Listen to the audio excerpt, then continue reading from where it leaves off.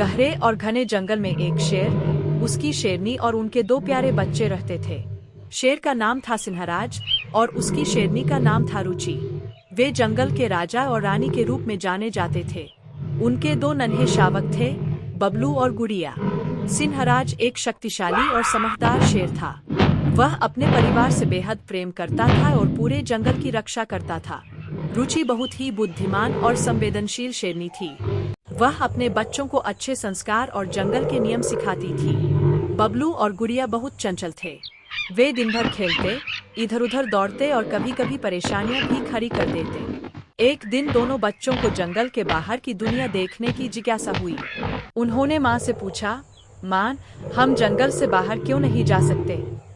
रुचि ने उन्हें समझाया, बाहर की दुनिया बहुत खतरनाक है।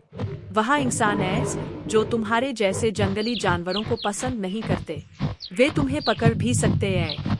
लेकिन बच्चों ने माँ की बात नहीं मानी। अगले दिन सुबह सुबह जब सभी सो रहे थे, बबलू और गुड़िया चुपचाप जंगल से बाहर निकल गए। वे बहुत खुश थे और बाहर की दुनिया को देखकर अचंभित हो रहे थे। पर जैसे ही वे गांव के पास पहुंचे, कुछ इंसानों ने उन्हें देख लिया। इंसानों ने शोर मचाना शुरू कर दिया और उन्हें पकड़ने के लिए दौड़ पड़े।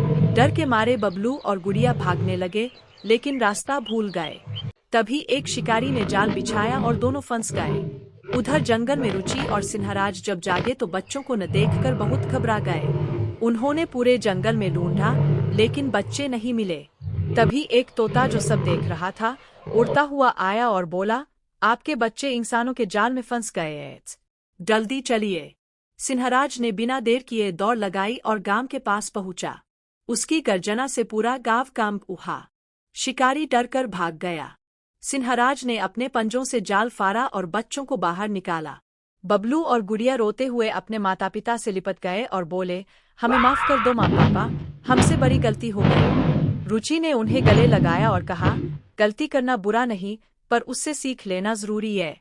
उस दिन के बाद बबलू और गुड़िया ने कभी माँ बाप की बात नहीं टाली। वे समझ गए कि प्यार के साथ जो सावधानियां दी जा